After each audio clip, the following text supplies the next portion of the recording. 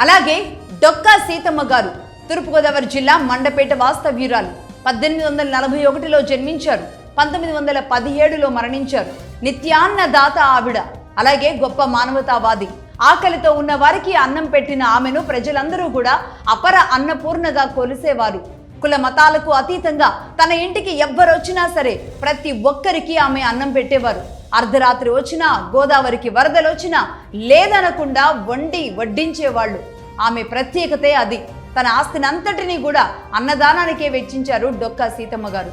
ఆమె కీర్తి బ్రిటన్ వరకు పాకడం జరిగింది. బ్రిటన్ రాజు ఎడ్వర్డ్ తన పట్టాభిషేకానికి, సీతమ్మ గారికి పట్టాభిషేకం చేసుకుంటాము, ఇక్కడికి రండి బ్రిటన్కి అని సీతమ్మ గారిని ఆహ్వానించారు. కానీ ఆమె, నాకు సన్మానాలు ఏమొద్దు, ఇక్కడ నాకు అన్నదానం ఆగిపోతుంది, నేను అక్కడికి వస్తే అని చెప్పి చాలా సున్నితంగా తిరస్కరించారట. ఆమె పట్ల గౌరవంతో ఆ పట్టాభిషేక సమయంలో ఒక కుర్చీ మీద ఆమె ఫోటోని ఉంచి ఆ వేడుక నిర్వహించారట బ్రిటన్ కింగ్. గోదావరి డ్యామ్ దగ్గరున్న ఒక పార్టీకి ఆవిడ పేరు గుర్తు తప్ప ఇంకా ఏమీ లేదు. మొన్న మధ్య పవన్ కళ్యాణ్ గారు ఆవిడ్ని గుర్తు చేశారు. అప్పుడు చాలా మందికి డొక్కా సీతమ్మ గారు ఎవరు అనేది తెలిసింది.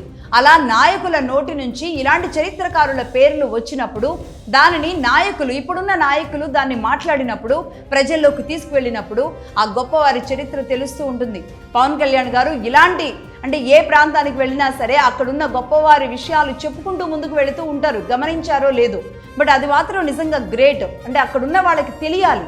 కానీ చాలా లైట్ తీసుకుంటూ ఉంటాం. అర్థం చేసుకునే మనసుని డెవలప్ చేసుకోవాలి.